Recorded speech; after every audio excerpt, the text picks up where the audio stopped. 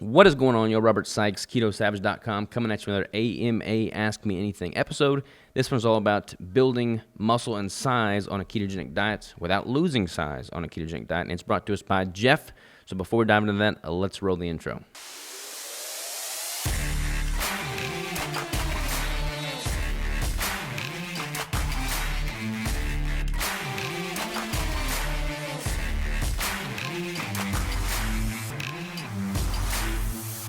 All right, Jeff asks, I've used keto in the past to get in good shape. Cut down from 230 to 207 for my brother's wedding. Congrats, by the way.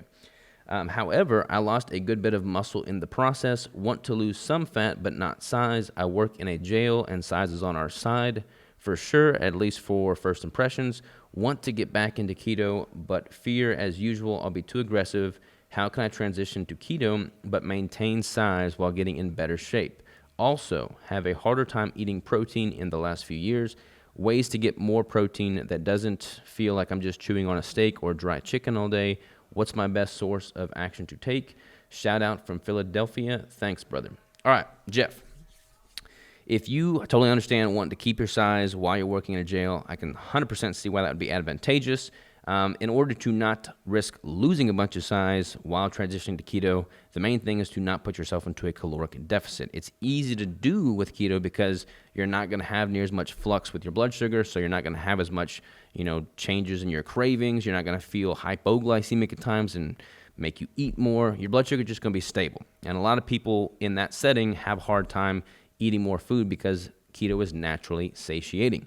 So what I would recommend doing is kind of get a proxy for what your caloric intake is now, eating whatever diet you are, to keep your weight stable. Figure out what that caloric intake is, and then try and match that with whatever ketogenic foods you want to consume.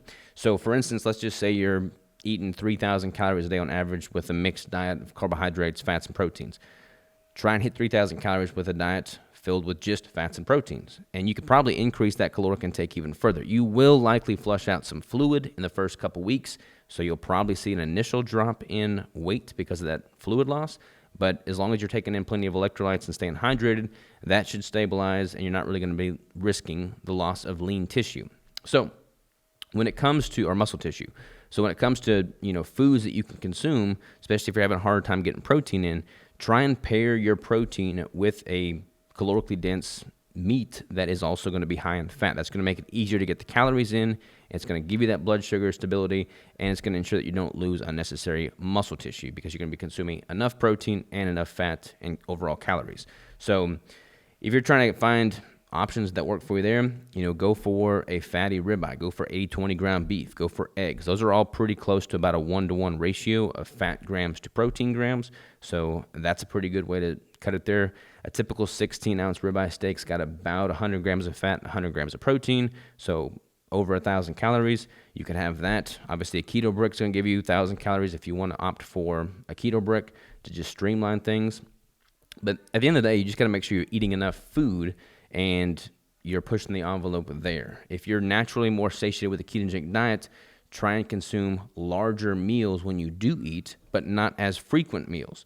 So maybe 2 or 3 meals a day tops as opposed to multiple snacking sessions throughout the day. And if each of those 2 or 3 meals is pretty calorically dense, comprised of both fats and proteins, then you should easily be able to hit your 3,000 or whatever that caloric intake is for you and not risk losing weight. Obviously, if you're weight training as well, that's going to help preserve the lean tissue you've got and also build more, which is going to be advantageous in the jail setting too. But yeah, eat foods that are calorically dense, high in fat and high in protein. So ground beef, ground lamb, steaks, fattier cuts of steaks, ribeyes, things of that nature, keto brick.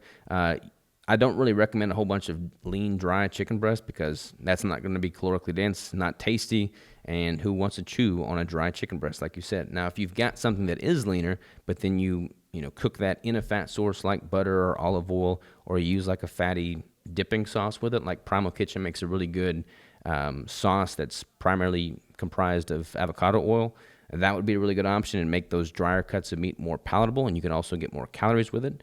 But yeah, do things like that. If you hit 2 or 3 meals, 1,000 calories each at least, then you'll have no trouble keeping the weight on, keeping the size on, keeping the muscle, and also transitioning to a strict ketogenic diet, and all the while you'll probably be improving your overall composition in the process. So that's my recommendation there, Jeff. Give it a shot. Let me know what you think, brother.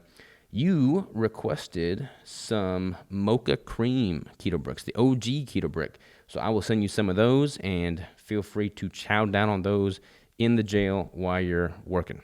Appreciate the question, Jeff. For anybody that doesn't know how these AMA videos work, if you submit me a well-thought-out question via the link in the description below and I use your question, then I will send you some free keto bricks with the flavor of your choosing. Thank you all so very much. Talk to you next time.